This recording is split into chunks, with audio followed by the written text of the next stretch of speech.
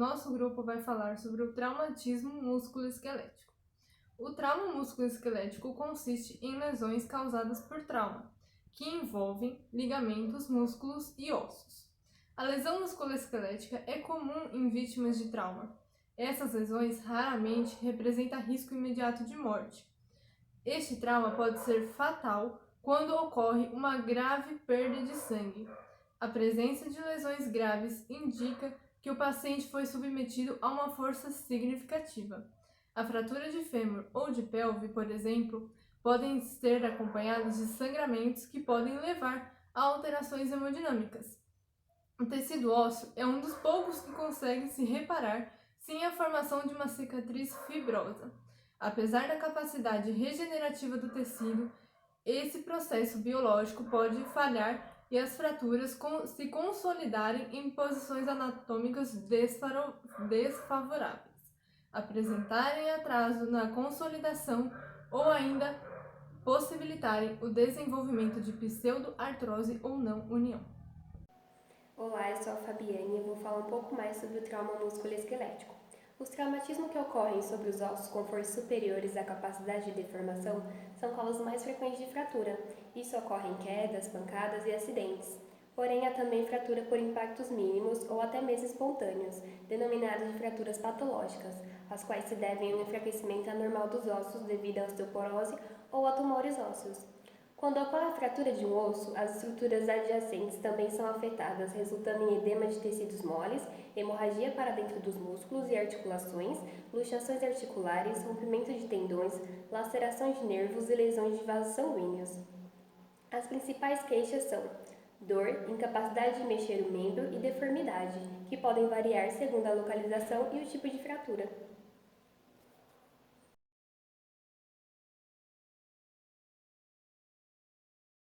Bom, os principais tipos de traumas musculoesqueléticos são fratura fechada, fratura aberta, luxações, entorses, distensões e amputações traumáticas.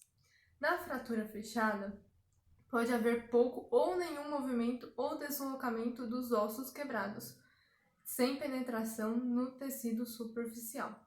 Já na fratura aberta é diferente. A integridade da pele sobre o local da fratura é danificada ou rompida. Há comunicação com o meio externo por meio de uma lesão de partes moles. Pode haver morbidade significativa e preocupante, uma vez que a barreira protetora da pele e do corpo é quebrada e o potencial de contaminação é alto. Na luxação, ocorre a separação de dois ossos de uma articulação, produzem dor aguda e podem ser difíceis de diferenciar das fraturas. Os sinais e sintomas são semelhantes aos de uma fratura também. Se a extremidade deslocada pressionar um nervo, pode ocorrer paralisia abaixo do deslocamento. Se pressionar um vaso sanguíneo, poderá ocorrer perda de pulso abaixo da lesão. Bom, há também a entorse, que é uma lesão articular que ocorre quando os ligamentos são estirados e sofrem ruptura total ou parcial. A articulação é subitamente torcida. Há também a distensão, que ela envolve o estiramento e a ruptura das fibras musculares. Os músculos são forçados a irem além do seu alcance normal. Há também, pode ocorrer, a amputação traumática, que ela representa um risco de vida por hemorragia e a perda definitiva do membro.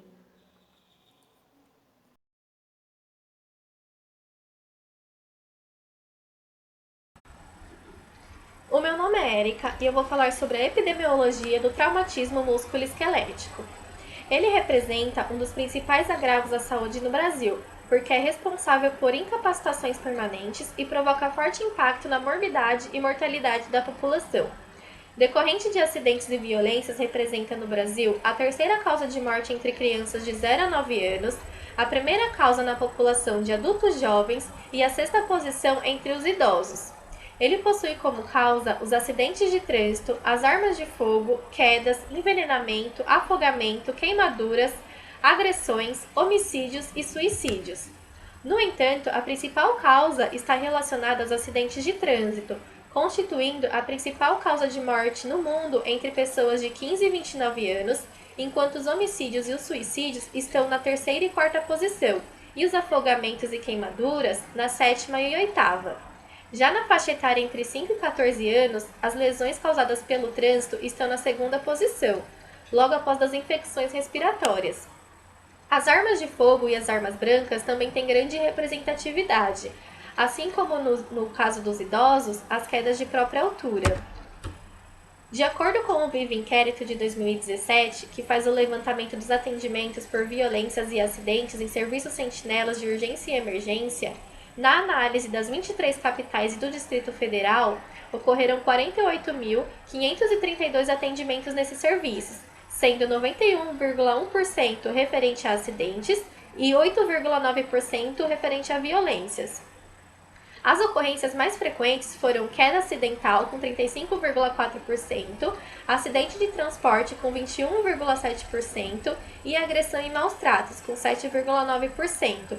Por outro lado, as ocorrências menos frequentes foram afogamento, ferimento por arma de fogo e sufocação e engasgamento.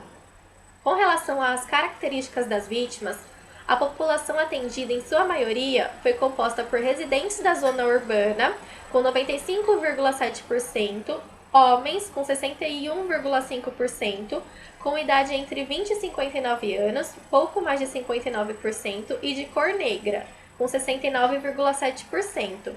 Quanto à escolaridade, 38,1% tinham ensino médio. A ingestão de bebida alcoólica foi 4 vezes mais frequente do que a de drogas ilícitas.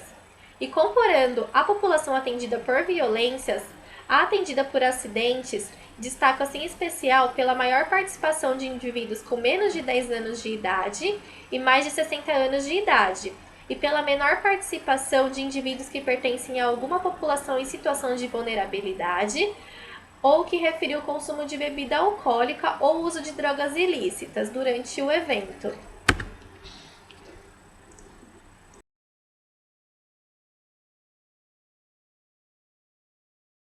Bom dia, gente. Eu vou falar um pouco sobre diagnóstico no traumatismo músculo-esquelético. Bom, o diagnóstico ele é realizado através de um exame primário e secundário. O exame primário ele é feito através do protocolo de trauma, que denomina-se o XABCDE. O X é a abertura de vias aéreas e a proteção da coluna cervical. O B, a respiração. O C, a circulação. O D, a parte neurológica. E o E, a exposição. Esse exame primário ele é realizado para que o profissional de saúde ele consiga perceber rapidamente lesões que geram perigo à vida, como fraturas pélvicas graves com eliminação maior que 2.000 ml de sangue, hemorragia arterial grave, que pode levar à síndrome do esmagamento, gerando uma embolia gordurosa, a fratura de bacia posterior, lateral, que leva à síndrome do esmagamento também, a liberação de produtos tóxicos, que é a mioglobina, que gera rabdomiólise e leva também à lesão renal aguda. O exame secundário ele é realizado para que o profissional de saúde ele consiga se nortear de como foi o acontecimento do trauma. Então, ele vai perguntar a história clínica detalhada do trauma e como ocorreu o mecanismo de lesão. Por exemplo, se foi num acidente automobilístico, se foi através de um atropelamento, se foi uma queda de altura, explosão ou ferimento por FAV. Eu vou falar um pouco agora sobre o exame físico no traumatismo músculo-esquelético. O exame físico deve ser realizado uma inspeção estática, onde o profissional ele vai reparar na palidez cutânea, no aumento do volume, nas deformações, nos ferimentos e nas abrasões. Realizar uma palpação para verificar os pontos dolorosos e a sensibilidade. E também avaliar a circulação, verificar todos os pulsos periféricos e centrais e o preenchimento capilar. O quadro clínico desses pacientes costuma ser de pacientes lúcidos que descrevem ter ouvido o ruído da fratura, dor constante, perda funcional e costuma haver a presença de palidez, crepitações, cianose, o aumento do volume e deformidades da região da fratura. O exame de diagnóstico para esse tipo de traumatismo é o raio-x, mas para determinar os danos musculares também podem ser usados como complementares a ultrassonografia e a ressonância magnética. Na hora do diagnóstico, é muito importante que seja classificada a fratura de acordo com os danos musculares. Pode ser classificada em grau 1, 2 ou 3. O grau 1 são de contusões leves, no qual só há um edema e desconforto. No grau 2 tem contusões moderadas, que há uma perda de funcionalidade e danos um pouco maiores. E no grau 3 possui lesões mais graves e uma perda de funcionalidade total com dor intensa.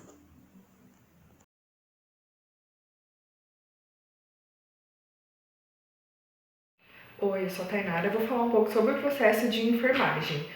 Bom, as lesões do sistema musculoesquelético raramente vão causar risco iminente de morte para o paciente. Então, na assistência, qual é o foco? O que é necessário? Prevenir complicações no membro afetado. Porém, é importante se atentar à presença de lesões graves, porque essas lesões elas são geradas por traumas de grande energia que podem ter atingido outros órgãos e acabar colocando a vida do paciente em risco, tá? Então, inicialmente é importante fazer uma avaliação, né, que inclui um exame físico cuidadoso e a determinação do mecanismo de trauma, sempre que possível, né? Então, primeiramente, colher uma história detalhada para determinar aí esse mecanismo de lesão. Bom, em relação ao exame físico, é importante inspecionar a extremidade afetada, em busca do quê? De edema, de hematoma, crepitação, perda da função, deformidades, descoloração da pele, posição alterada e mobilidade anormal do membro, além de abrasões, lacerações e se atentar para a integridade de partes moles. Tá? É importante também avaliar a perfusão tecidual das extremidades, realizar um exame neurológico, incluindo avaliação motor e sensitiva, se atentar para dor intensa, para fraqueza ou parestesias que podem indicar isquemias. Na presença de sinais de lesão arterial grave, é importante realizar a avaliação completa dos pulsos em busca de assimetria de pulso ou ausência de pulso. E quais são os sinais de lesão arterial grave? Hemorragia ativa, hematoma pulsátil ou em expansão, os pulsos distais ausentes e sinais de isquemia, né, que são dor, palidez, pele fria ao toque. E em casos aí da presença dos sinais de comprometimento vascular, os pulsos devem ser avaliados antes e após eventuais manobras de redução ou imobilização que o paciente seja submetido. Bom, durante o nosso processo de enfermagem é importante uma atenção especial às lesões graves. Quais são elas?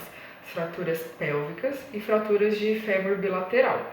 Por quê? Porque elas podem ser consideradas marcadores de gravidade no trauma, já que elas envolvem a dissipação de muita energia cinética, né? E desse modo é importante investigar sempre nesses casos ativamente lesões associadas e sempre pressupor a presença de sangramento retroperitoneal. Tá? Então, frente à instabilidade hemodinâmica do paciente, identificar o foco hemorrágico e controlar também. Em especial, falando sobre a fratura pélvica, quais são os sinais, né, que a gente deve identificar? Edema progressivo, mobilidade anormal, escoriações e hematomas em flancos, escroto ou região perianal, discrepância no comprimento dos membros inferiores ou rotação na ausência de fratura de extremidade. Em ferimentos pélvicos abertos, né, em períneo, reto, nádegas, podem ocorrer sangramentos no meato uretral. Eu vou falar dos diagnósticos de enfermagem. A gente pensou em diagnósticos gerais para todos os tipos de fratura, uma vez que o trauma músculo-esquelético, ele existe diversos tipos de fraturas, existe uma gama de lesões diferenciadas uma das outras. Por isso a gente trouxe aqui diagnósticos de enfermagem mais gerais, que englobe todos os tipos de lesão. Então, o primeiro deles seria a dor aguda, relacionada ao agente físico lesivo, e as intervenções que a gente pode ter em relação à dor é a avaliação completa dessa dor, né? A aplicação da escala de dor, observar a ocorrência de indicadores não verbais de desconforto, e controlar os fatores ambientais que podem influenciar na resposta do paciente ao desconforto. Os próximos diagnósticos são a mobilidade física prejudicada, a deambulação prejudicada e a mobilidade no leito prejudicada, todos eles relacionados a um prejuízo músculo-esquelético. As intervenções que a gente pode ter, então, são apoiar a parte do corpo afetada para evitar o deslocamento da fratura, e a lesão dos tecidos moles, movimentar o membro lesionado o mínimo possível para evitar danos adicionais, monitorar a circulação na parte do corpo afetada, para detectar danos nervosos ou vasculares, manter o corpo do paciente no alinhamento correto durante todos os movimentos. Integridade tissular prejudicada, que pode estar caracterizado por dor aguda, tecido destruído. As intervenções são realizar o curativo com a medicação tópica adequada, observar sinais e sintomas de infecção. O próximo diagnóstico é o risco de disfunção neurovascular periférica relacionada ao trauma. As intervenções são realizar a avaliação completa da circulação periférica, pulsos periféricos, edema, enchimento capilar, dor, a cor, a temperatura, para monitorar a perfusão tecidual diminuída e monitorar as parestesias, como dormência, formigamento, hiperestesia. O próximo diagnóstico que a gente pensou foi o risco de queda, relacionado à mobilidade prejudicada.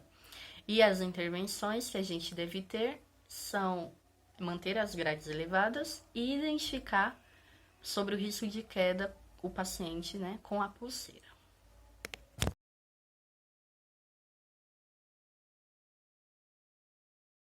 Bom, nós decidimos falar um pouquinho das complicações por acharmos um tema extremamente relevante. O primeiro, o choque hipovolêmico. Ele é caracterizado pela redução brusca de volumes sanguíneos. A vítima de trauma em choque hipovolêmico deve ter a via aérea permeável, oxigenação restaurada e eficientemente mobilizado e transportado imediatamente ao hospital. Já a síndrome compartimental, ela consiste numa apreensão aumentada dos tecidos dentro de um compartimento facial apertado, o que resulta em isquemia dos tecidos. A embolia gordurosa também pode ocorrer. É uma situação no qual glóbulos de gordura são encontrados no interior do parênquima pulmonar ou da microcirculação periférica dos pacientes que sofreram fratura de ossos longos ou substituição de articulação. A infecção. A infecção ela continua sendo uma causa de morbidade e mortalidade em pacientes traumatizados ou submetidos a cirurgia de emergência. Apesar dos esforços da prevenção e nos avanços da terapia antimicrobiana, a infecção pode surgir no local do trauma ou na via de acesso para o tratamento cirúrgico, mas a mais importante é a infecção hospitalar, que ocorre, em geral, fora do sítio cirúrgico.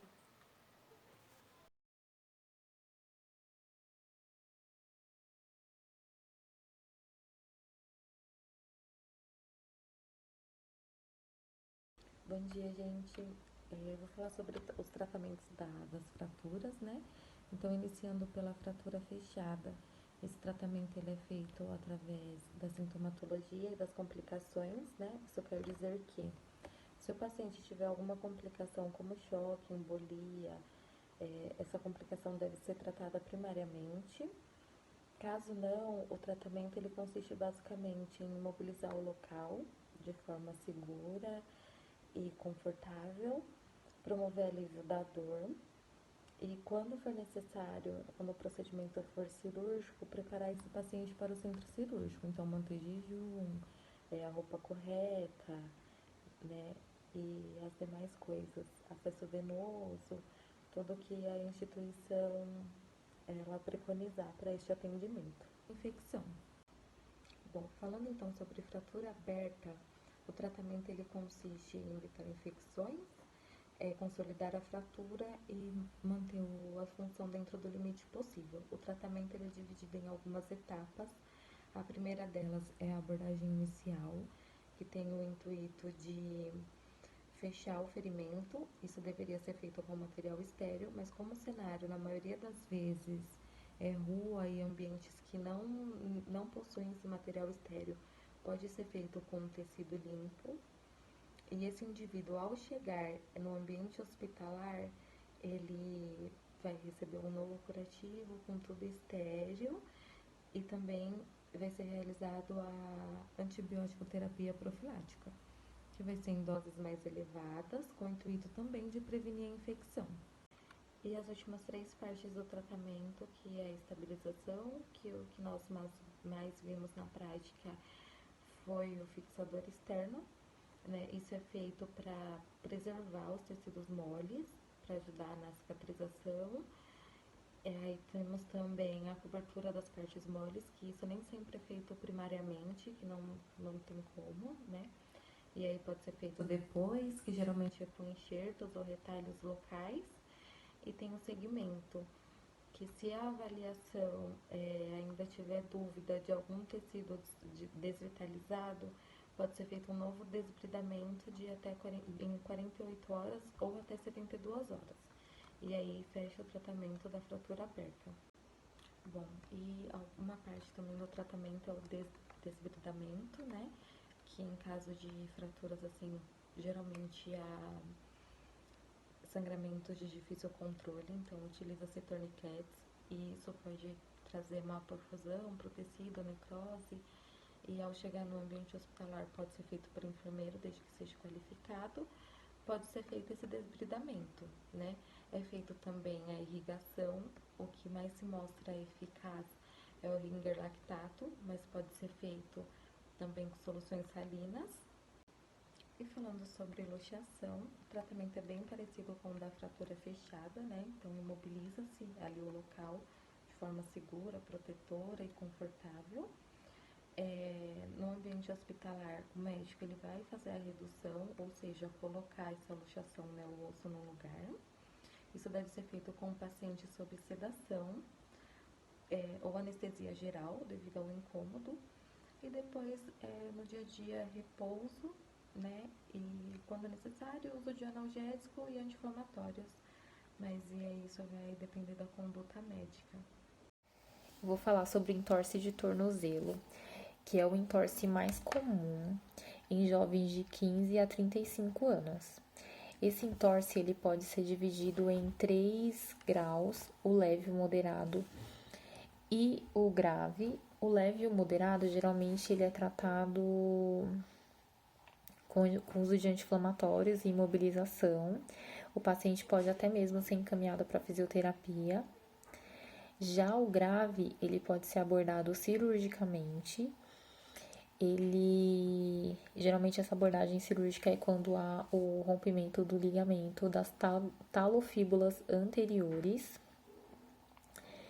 Após o paciente é encaminhado para fisioterapia com carga, para fortalecimento da musculatura. E o paciente também ele pode optar, ele junto com o médico, optar por um tratamento alternativo que chama PRP, plasma rico em plaquetas. Esse tratamento ele consiste em coletar 20 ml de sangue do próprio paciente. Esses 20 ml eles vão para uma centrífuga. É retirado apenas o plasma e administrado junto com outras medicações, vitaminas, por via IM no local da lesão.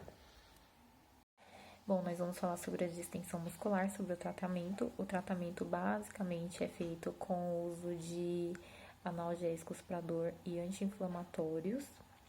Também pode ser feito compressas geladas no local e elevação do membro, desde que haja possibilidade de elevar o membro desse paciente. A gente precisa avaliar se ele não tem outras comorbidades e também avaliar se não há presença de fraturas.